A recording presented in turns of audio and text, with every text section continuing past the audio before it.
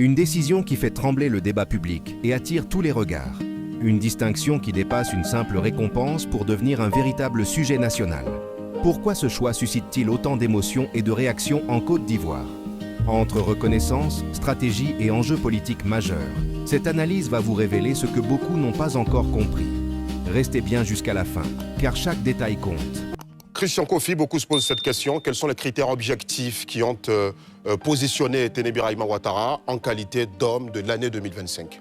Alassane Dramé, permettez-moi, avant de répondre à votre question, de dire merci à la chaîne qui nous reçoit aujourd'hui, cette prestigieuse chaîne qui nous accompagne, qui accompagne toutes les populations. L'ONG se sent honorée par cette invitation.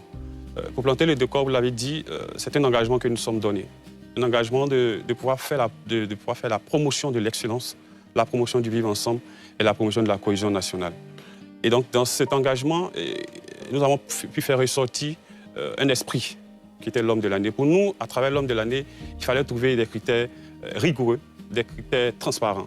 Et le premier critère que nous avons imposé, c'était un impact sur l'ensemble de la population. Et vous verrez, vous avez dit tout à l'heure dans votre reportage, la personnalité qui a été désignée par les populations aujourd'hui, c'est sans équivoque un impact important sur la population. Parce que, M. Drabo, vous savez que la femme qui va au marché, quand elle finit ses emplettes, elle rentre tranquillement à la maison, elle a le temps de préparer pour sa famille. Et le journaliste qui va au travail, il revient à la maison. Et c'est ça l'impact de la sécurité sur nos vies quotidiennes. Et c'est vraiment ça que l'ONG Balater s'est engagé à célébrer.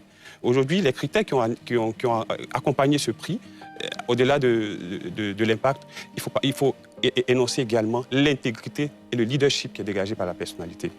Et donc, dans le processus, nous avons deux grandes étapes. La première étape, c'est vraiment de partager ces critères-là avec un corpus qui est représentatif. Nous avons au niveau politique, nous avons au niveau des journalistes, nous avons des médias que nous consultons pour les sondages. Et donc, cette première étape nous permet de dégager des personnalités dans 4 catégories. La première, c'est la gouvernance, donc la politique. La seconde est liée à la culture. La troisième, c'est le sport. Et la toute dernière, médias et communication. Et dans chaque catégorie, les populations sont appelées à désigner la personne qui aurait pour eux, durant toute l'année, été la meilleure dans les différentes... À travers un sondage? Bien évidemment, à travers un sondage. Et donc, à l'issue de cette première étape, nous avons 4 personnalités qui se dégagent au niveau politique, au niveau culturel, au niveau sport et au niveau média. Et donc, la seconde étape nous permet de dire que sur les 4 catégories, quelle est celle qui aura retenu plus de points et qui devient, bien évidemment, la personne désignée homme de l'année. Eric Bayala. Oui, je voudrais d'abord remercier Christian Kofi, Conan. Je rappelle également que c'est un confrère. Merci de l'initiative. Mais ce que nous notons, c'est que ce prix également vient renforcer l'image d'homme d'État de l'heureux bénéficiaire. Ça montre également son ancrage dans les cercles fermés décisionnels et ça participe également à lui donner beaucoup plus de coffre parce que, comme vous l'avez si bien indiqué, il y a eu ce prix-là pour choisir l'homme de l'année, mais à quelle fin? Vous avez décerné ce prix, mais quel est l'avantage que celui qui a reçu le prix bénéficie? Voilà, donc je pense que c'est un facteur vraiment important. Et puis bon, cela également participe à accroître son image politique dans le Landerneau, parce qu'on l'a vu, pour les élections législatives, il est venu à Bobo, il a porté donc la cause de son parti, le RHDP.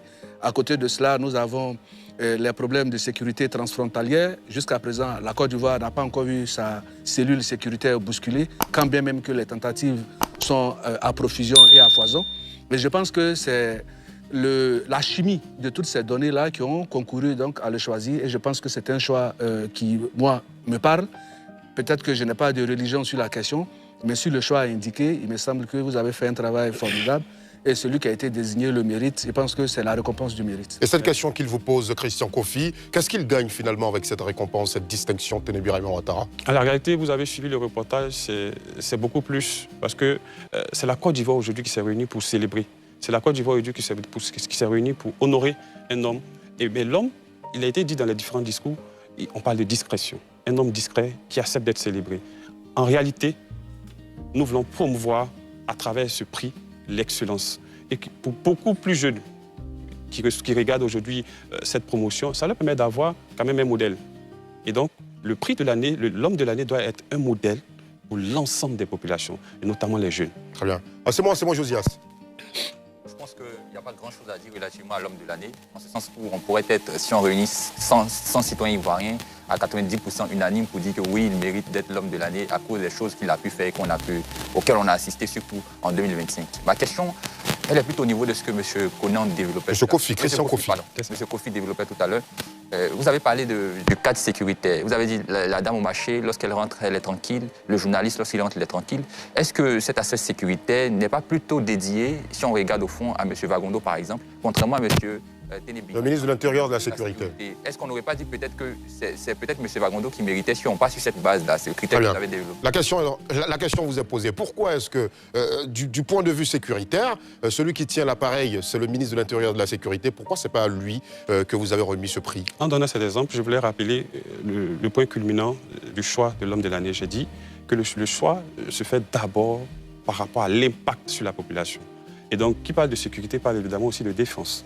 Parce que pour avoir la sécurité, il faut avoir la défense. Quand on parle de défense, M. Bayala l'a rappelé tout à l'heure, nos frontières, on le sait, on est entouré aujourd'hui par les pays qui subissent le terrorisme. Aujourd'hui, la Côte d'Ivoire, avec l'apport des autorités, la Côte d'Ivoire a une stabilité qui est reconnue partout. Et c'est justement ça, quand les frontières sont sécurisées à l'intérieur, la sécurité accompagne. Donc, en évoquant ces différents éléments, c'était justement pour comprendre que nous partons de la défense et nous arrivons à la sécurité. Alors, de ce que vous avez établi comme recherche, comme étude, en quoi l'action de Téné Birahima Ouattara a été déterminante justement sur la question des frontières qui sont poreuses? Alors, ce qu'il faut retenir, c'est le choix. Ce n'est pas le choix de Loulay Djebalaté, je le répète, qu'on soit tous au même niveau. Les populations sont amenées à faire un choix, comme je l'ai dit tout à l'heure, dans les différentes catégories. Alors, si sur la base de ce que nous énumérons comme les critères, notamment l'impact, l'intégrité et tout ce qui suit, les populations sont amenées à faire leur choix. Donc, c'est elles qui ont tous les éléments pour dire, nous pensons que cette année 2025, la personne qui aura donné plus d'efforts, qui aura impacté nos vies, qui aura apporté un plus à ce que nous faisons, à ce que nous vivons, est désignée homme de l'année. Voilà ce qu'il faut pouvoir retenir. Et donc, le choix, nous accompagnons ce choix-là, mais nous avons des critères qui ne sont pas à dérober. Et c'est ça qui accompagne le prix, au fait. Très bien. Maître Bobine Nguessan. Eh bien, je voudrais déjà commencer par dire merci à cette belle initiative que nous voyons d'ailleurs sous d'autres latitudes. Je pense notamment au magazine Time, qui depuis près d'un siècle décerne ce prix. Et cela est bienvenu. Deuxièmement, merci car la personnalité qui reçoit ce prix, par sa statue, force l'admiration. Mais il y a une kyrielle d'interrogations qui me taraude. Premièrement, sur quelle base vous avez établi ces critères? Vous avez parlé de plusieurs critères. Je n'ai pas entendu le critère de la capacité de mobilisation, ce que j'ai vu notamment dans un reportage. Deuxièmement, je voudrais savoir qu'est-ce qui vous a permis de définir les personnes qui ont établi ce vote. Et après, quel est le pourcentage? Qui étaient les adversaires? Et est-ce qu'une personne qui ne serait pas une personnalité célèbre pourrait gagner ce prix? Parce que vous avez parlé de la ménagère, vous avez parlé de celui qui exerce ses activités de façon tranquille. Est-ce qu'un individu lambda pourrait aussi avoir cette récompense? On va permettre à Christian Kofi de répondre à ces questions, mais je précise qu'en 2025, le prix de l'homme de l'année 2024 avait été décerné à Yacine Idriss Diallo, président de la Fédération ivoirienne de football. Vous m'arrachez les mots de la bouche. Effectivement, je voulais commencer par cette information, parce qu'effectivement, quand vous regardez en 2024, Yacine Idriss Diallo, président de la FIF, qui est nommé et choisi par les populations homme de l'année, vous comprenez combien de fois le premier critère, qui est l'impact des populations, savait être réel. On a tous vu au cours de la CAN combien de fois les Ivoiriens étaient unis dans leur totale diversité. Au final, cette distinction dépasse largement une simple récompense symbolique. Elle révèle les enjeux profonds liés à la sécurité, au leadership et à l'avenir politique du pays. Entre admiration, débat et questionnement, une chose est certaine, cette décision marque un moment important dans l'actualité nationale. Et vous, pensez-vous que ce choix est réellement mérité? Donnez votre opinion en commentaire, abonnez-vous et activez la cloche pour ne manquer aucune analyse exclusive.